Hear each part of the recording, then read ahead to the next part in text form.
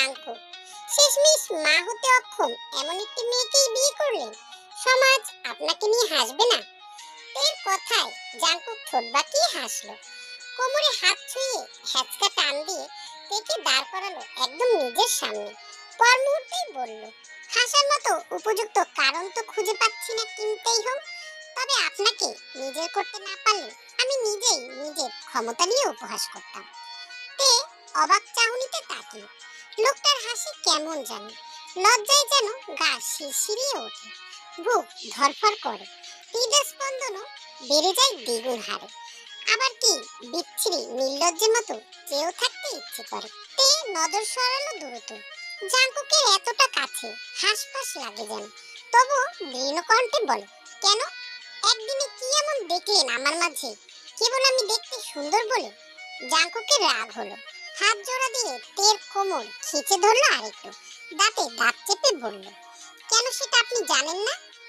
আমি কি করে জানবো? জানেন না? আপনি আমাকে খুব ভালো করেই চেনেন তে, চেনেন না? তে চমকে চাইল। জাঙ্কুকে আজ আরো বেশি আকর্ষণীয় লাগছে। কি সুন্দর এই পুরুষটা! তে এই পুরুষটার একেবারে সান্নিধ্যেই আছে, তবুও ইচ্ছে হলো পুরুষটাকে ছুঁয়ে দেখতে, একটিবার ভালোবাসি শব্দটি উচ্চারণ করতে। কতগুলো বছর হলো সে অনেক বছর আগে জাঙ্কুককে দেখেছিল। ছুটিতে নিজের শহরে ঘুরছিল বন্ধু বান্ধব সহ। সেই সুবাদেই বোধহয় খাবার খেতে রেস্টুরেন্টে এসেছিল। দুর্ভাগ্য অথবা সৌভাগ্যবশত সেখানে গিয়েছিল তে আর তার বান্ধবীরা। তারপর তে সেই বান্ধবী ক্রাশ ক্রাশ করে পিছু ঘুরে ঘুরে জাঙ্কুকের নম্বর সংগ্রহ করেছিল সেবার। তারপর বাসায় ফিরতে ফিরতে তের ফোন থেকে জাঙ্কুককে সেই নম্বরে কল দিল বহুবার, কিন্তু দুর্ভাগ্যবশত জাঙ্কুক ফোন তুললো না একটিবারও। তের বান্ধবীর সে কি মন খারাপ, অথচ তেকে অবাক করে দিয়ে ঠিক রাতে ঘুমিয়ে যাওয়ার পরে তার ফোনে কল এলো। সময় বোধহয় রাত 12টা কি 1টা হবে। তে সেবার দুরু দুরু বুক নিয়ে কল রিসিভ করেছিল, কাপা কাপা কণ্ঠে কথা বলে ক্ষমাও চেয়েছিল এতগুলো কল করার জন্য। অথচ বেচারা জাঙ্কুকই এগিয়ে এলো সম্পর্কটায়। মাঝে মধ্যে কল দিয়ে দিয়ে কথা বলতে বলতে তৈরি হলো সখ্যতা। তারপর প্রেমের সূচনাটা অবশ্য প্রথমে তের দিক থেকেই হয়েছিল। অথচ যখন জানা হলো সে মা হতে পারবে না, তখন থেকেই তে যোগাযোগ বন্ধ করে দিয়েছিল। ভেবেছিল জাঙ্কুক তাকে চেনেই না, খুঁজেই বা পাবে কি করে। অথচ ভাগ্যের জোরে যে সেই মানুষটার সাথে আবারও একসাথে হবে কে জানতো। তে দীর্ঘশ্বাস ফেললো, কাঁপা কাঁপা স্বরে বলে উঠল, আমি আপনাকে আজই পাত্র হিসেবে প্রথমবার দেখেছি মেজর জাঙ্কুক, এবং আজই আপনার সাথে বিবাহ বন্ধনে আবদ্ধ হয়েছি। কি করে চিনবো আপনাকে বলুন? জাঙ্কুক ভুরু বাঁকালো, ঝুঁকে গিয়ে মুখটা তের মুখোমুখি করে বলে উঠল, শিওর আপনি কখনোই দেখেননি এর আগে? না। জাঙ্কুক ঠোঁট গোল করে নিঃশ্বাস ছাড়ল। রাগ হলো তবু শান্ত গলায় বলল, ওকে, মেনে নিলাম। তারপর বলুন, আমায় কখনো শুনেছেন? আমার কণ্ঠটা শুনেছেন কখনো এর আগে? তে শুনেছি, বহুবার শুনেছি। এই কণ্ঠের সাথে তার বহু পরিচয়, বহু আবেগ, বহু ভালোবাসা জড়িয়ে আছে। তবু অস্বীকার করে বলল, একদমই না। কি করে শুনবো? জাঙ্কুক এবার বাঁকা হাসলো। মেয়েটা ইচ্ছে করে মিথ্যে বলছে দেখে বলল, আত্মবিশ্বাসের সহিত মিথ্যে বলতে পারেন দেখছি। গুড, যা বলার সরাসরি বলুন। কি বোঝাতে চাইছেন? জাঙ্কুক কপাল কুঁচকে বলল, জানেন না আপনি কি বলতে চাইছি? তের দৃঢ় জবাব, না। এবার জাঙ্কুক বাঁকা হাসলো, কোমর টেনে তেকে একদম মিশিয়ে নিল নিজের সাথে। তে যেন বেশি অস্বস্তিতে পড়ল, ছাড়ার জন্য হাঁসফাঁস করে। কিছু বলতে নিলেই জাঙ্কুক বলল, জানো, খুব ভালো করে জানো প্রিয়। বাক্যটি শুনে তে স্থির হয়ে গেল, শুকনো ঢোক গিলল পরপর 3-4 বার। জাঙ্কুক জানে এই যে সেই মেয়েটা।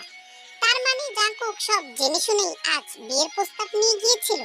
তাই তো অত তাড়াহুড়ো করে আজকের মধ্যে বিয়ে সম্পন্ন করে বউ বানিয়ে বাড়ি তুলল।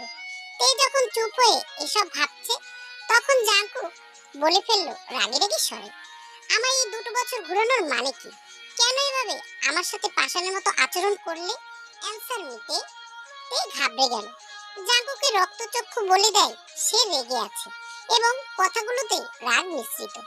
এই রাগী জাংকুককে তে এর আগে দেখেনি, তাই তো ভয়ে শুকনো ঢোক গিলে বলল, জাংকুক শুনুন।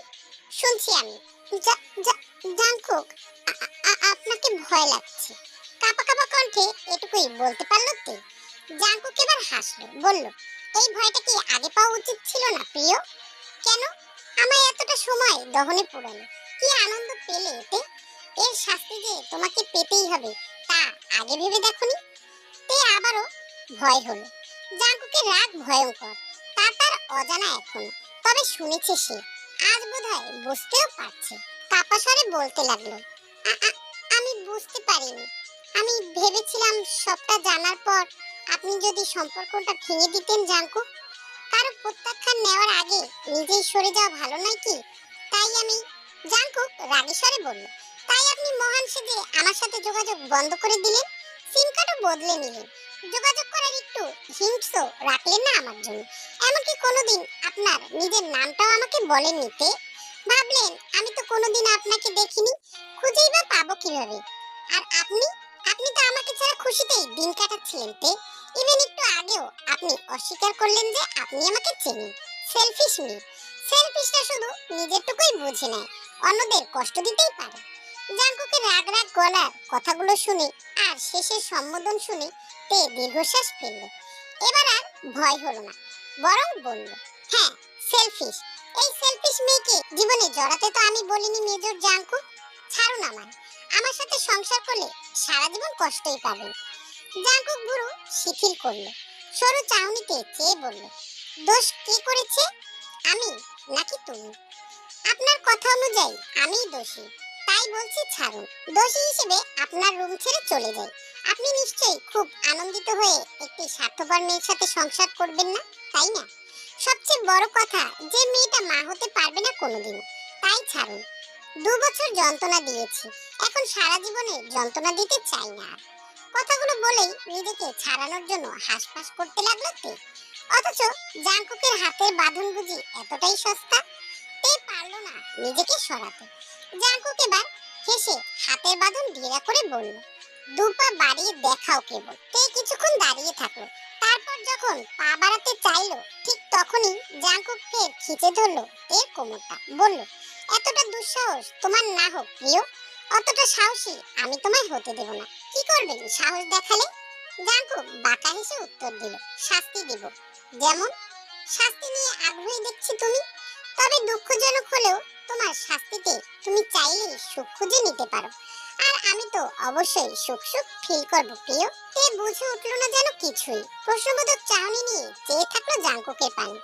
জাংকুক হেসে মাথা ঝোঁকালো, কানের কাছে ফিসফিসিয়ে বলল, my dear, are you ready to face the punishment now? প্রশ্নটি জিজ্ঞাসা করলো ঠিকই, কিন্তু উত্তরের অপেক্ষা করলো না। তার আগেই সামনে রূপবতী মেয়েটি সুশ্রী পাতলা ঠোঁটজোড়া নিজেরা একটা নিল। সুখের অনুভূতিতে ভেসে সময় জ্ঞান ভুলে মেতেই থাকলো অধর পানি। অথচ তে ছাড়া পাওয়ার অপেক্ষায় হাত ছোড়াছুড়ি করলো। অবশেষে যখন জাংকুক ছাড় দিল, তখন হাঁপাতে থাকলো একটানা। অতঃপর তেজ নিয়ে বলল, এটা এটা কি হলো জাংকুক? এটা আপনার শাস্তির নমুনা? জাংকুক হাঁপাতে থাকা তের রাগি রাগি কথা শুনে হাসে। বুড়ো উঁচিয়ে বলে, কেন শাস্তি মনে হলো না এটাকে? সহজ শাস্তি দিয়ে ফেললাম প্রিয়। Okay, for you want it can be tougher than this. Want this মানে? মানে I want to be destroy my touching you, may I dear? এবারে জাংকুক জিজ্ঞাসা করলো ঠিক, অথচ উত্তরের অপেক্ষা করলো না। কোলে তুলে নিল নিজের প্রাণপ্রিয় নারীটিকে, যাকে সে কতকাল ধরে ভালোবেসে আসছে, যাকে সে কতকাল ধরে ভালোবাসতে চাইছে। জাংকুক তেকে বিছনায় শুইয়ে দিল, তারপরে তের উপরে উঠে তের গলায় মুখ ডুবালো। How you don't know how to keep your business clean. Mommy, I know daddy's getting hot, and the money's hot, doing something unholy. He's up at my গল্পটি ভালো লাগলে লাইক, কমেন্ট এবং সাবস্ক্রাইব। আল্লাহ হাফেজ।